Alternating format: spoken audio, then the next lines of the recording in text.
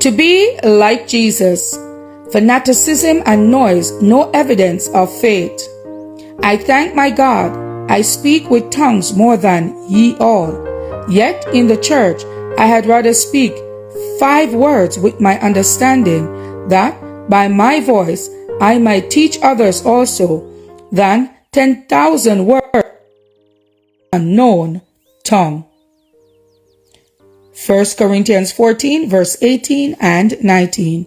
Error must first be rooted up, then the soil is prepared for the good seed to spring up and bear fruit to the glory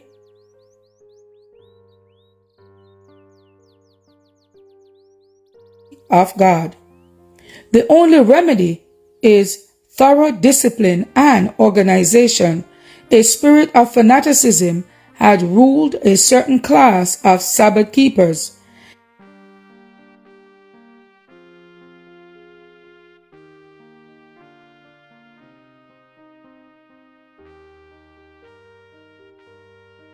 They have sipped but lightly at the fountain of truth and are unacquainted with the spirit of the message of the third angel.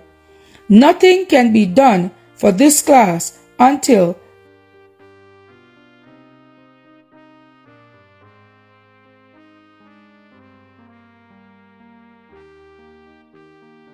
their fanatical views are corrected.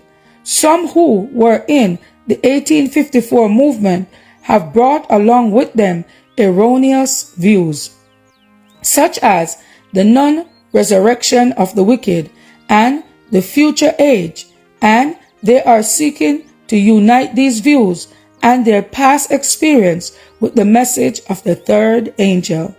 They cannot do this. There is no concord between Christ and Belial. The non-resurrection of the wicked and their peculiar views of the age to come are gross errors which Satan has worked in among the last day heresy to serve his own purpose to ruin souls. These errors can have no harmony with the message of heavenly origin. Some of these persons have exercised which they call gifts and say that the Lord has placed them in the church. They have an unmeaning gibberish which they call the unknown tongue, which is unknown not only by human beings but by the Lord and all heaven. Such gifts are manufactured by men and women, aided by the great deceiver.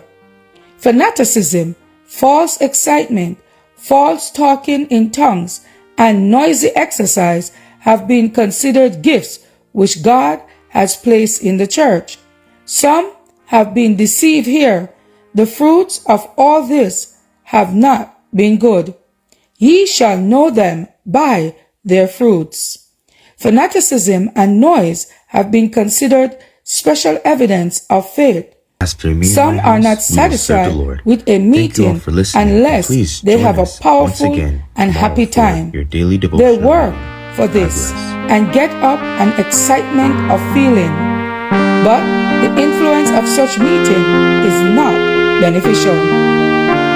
When the happy flight of feeling is gone, they sink lower than before the meeting because their happiness did not come from the right source. The most profitable meetings for spiritual advancement are those which are characterized with solemnity and deep searching of heart. Each seek to know themselves, and earnestly and in deep humility seek to learn of Christ. To be like Jesus, July 4th.